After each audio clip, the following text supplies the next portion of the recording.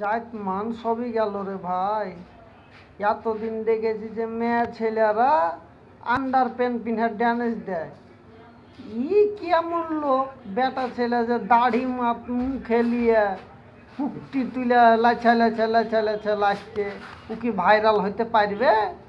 হ্যাঁ রে পাগলা চোদা, তোর বাপ মা কি দেখায় দেখতে পাচ্ছে না এই ভিডিওটা?